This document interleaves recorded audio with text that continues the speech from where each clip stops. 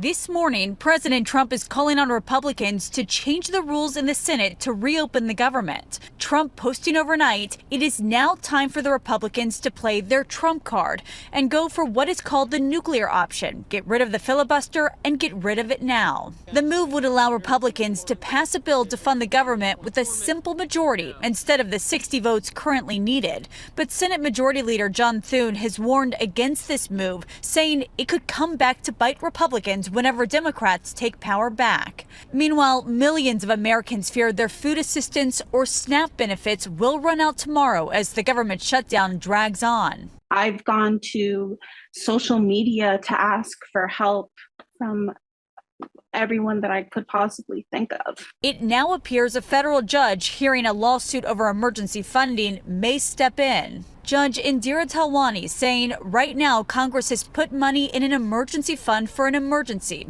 and it's hard for me to understand how this isn't an emergency.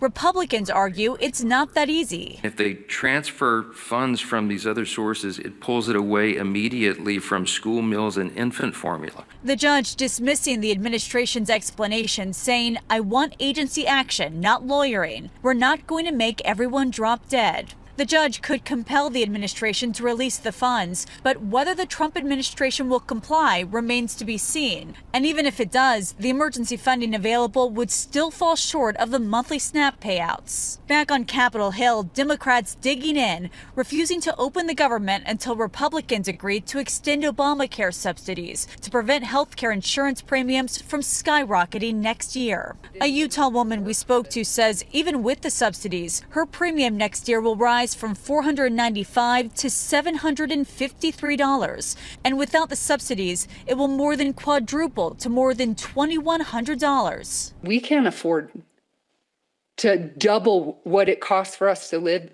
just to have health insurance. Republicans argued the Affordable Care Act, which set up Obamacare, was a bad law that drives up premiums and strains doctors. President Trump last night posting, quote, Obamacare is a disaster. Rates are going through the roof for really bad health care. Do something, Democrats. Stacey Cox says right now a flawed plan is better than no plan. Meanwhile, as more government workers go without paychecks, more of them are turning to food banks.